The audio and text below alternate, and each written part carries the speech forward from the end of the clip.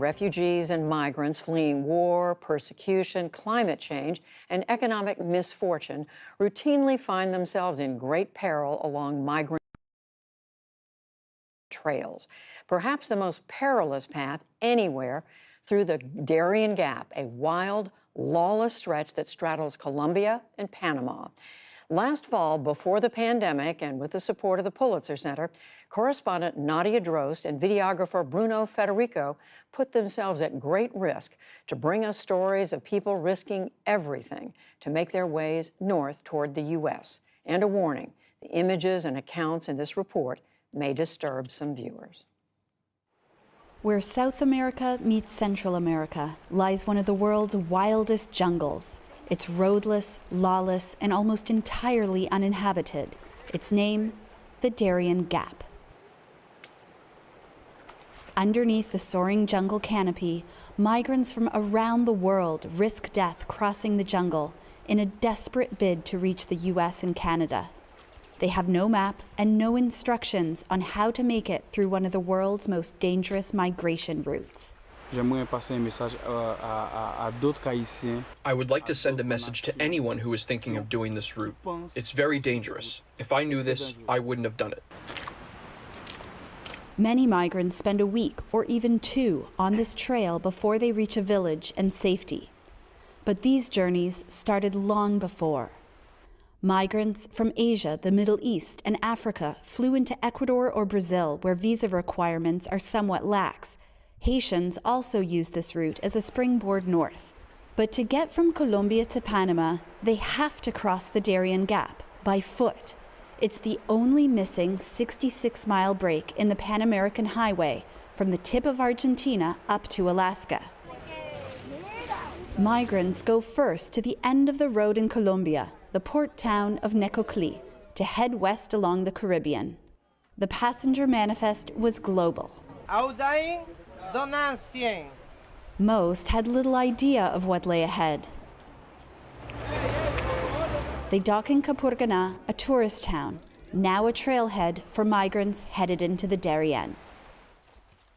We set out to join up with the migrant trail and reached a makeshift camp where smugglers wait for migrants.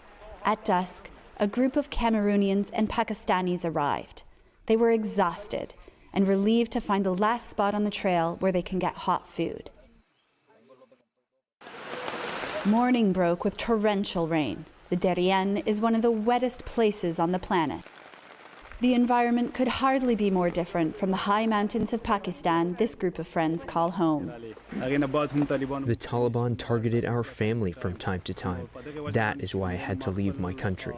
We packed our food for 5 days, and with guides we hired, followed the migrants as they set out, on a day-long ascent of a mountain ahead. The steep and slippery terrain was tough for everyone, but nearly impossible with an injury. This woman from Cameroon could barely put weight on her knee. Exhaustion took over. God, the pain is too much. Yeah. The pain is more than me.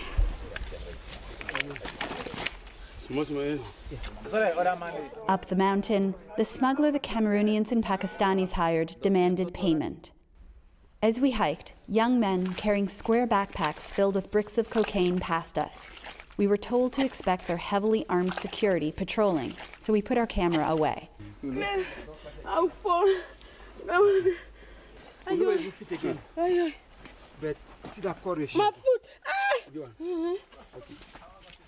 After a steep descent, the group made it to this river. They were almost out of food. Smugglers won't venture any farther into Panama, where they could face over a decade in prison if they're caught. This one, who didn't want his face shown, wished smugglers weren't prosecuted so they could help migrants safely complete their journey. I've had to see mothers who tell their children they can't go on, to give themselves up to God. For anyone who has a family or kids, that breaks your heart. Another smuggler, who can't be identified, told us he came across this migrant who had been injured and spent 2 weeks on this mountainside. He was only crawling like a child. It's common. Most people who injure themselves die because there's no help for them. From here on, migrants are on their own. The next morning, we came across George, a Cameroonian man. Injured, he had been left behind by his group. Then, forging ahead alone, he fell and dislocated his shoulder. Our guides popped it back into place. He was one of many Cameroonians on this trail who didn't want to be fully identified, fleeing a brutal conflict in his country. You know, when you're running for your safety, you don't care what is happening to you. You don't care what is in front of you. You just want to have a safe ground. Just like his group of friends had, we left him behind, hobbling onwards. The trail and riverbanks were littered with signs of desperation. Before long, a large group of Haitians and Sri Lankans appeared. Jean Delicat, a father of two. It's been 6 days that we're walking without stopping. The children cry of hunger. There's no food. There's nothing. There was nothing else for them to do but try to go ahead. These Haitians had been living legally in Brazil or Chile. Among them were 6 children and 3 pregnant women. Dusk fell, and the Haitians made camp high above the river. It was hard to find wood dry enough to make a fire, and even harder to find food to cook. The night's catch, a few fish. Lying smugglers often tell migrants they're almost to their destination, which is why many, like Delicat, had already tossed their clothing and food. The bread are finished right now. I have nothing here. Nothing. Your Bible? My Bible. Yes, my Bible.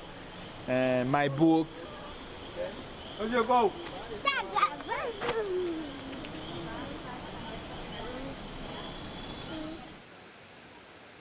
Dawn broke after a night of heavy rain. They've barely slept. They are soaking wet and very hungry, but in fact, we are stuck here for now. That's because overnight the rain made the river rise dramatically. It was too high to cross. The rivers often pull children from their parents' arms and sweep migrants to their death. Marooned, with unwelcome time to think, worries took over the Haitians, like Rosie Bantour.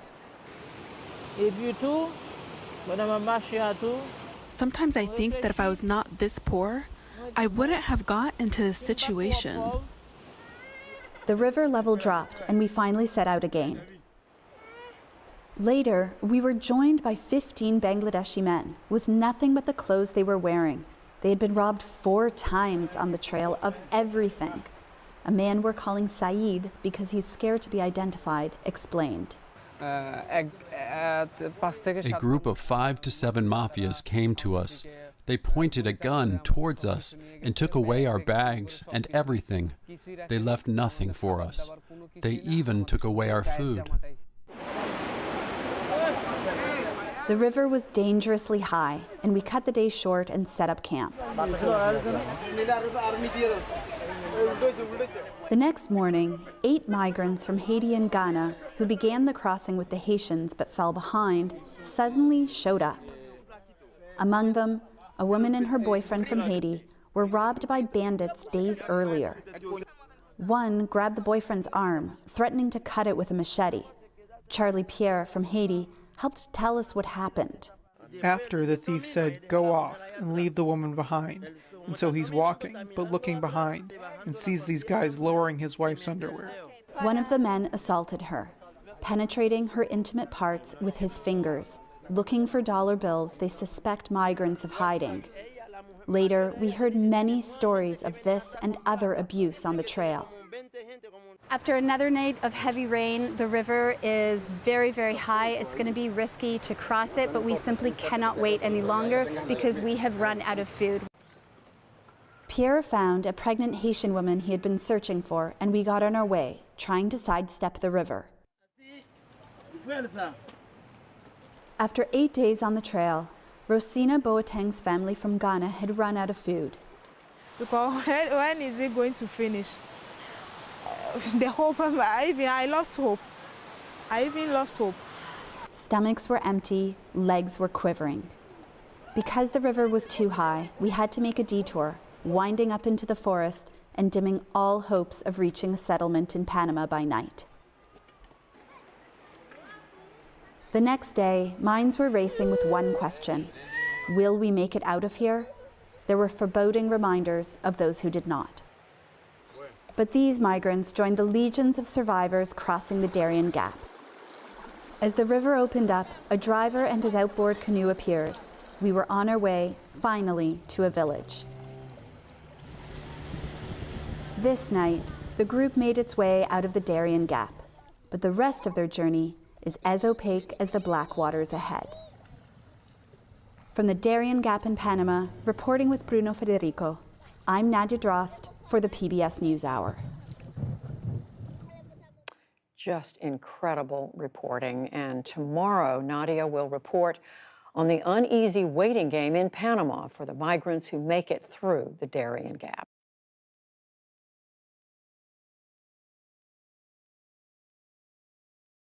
Life around the globe for refugees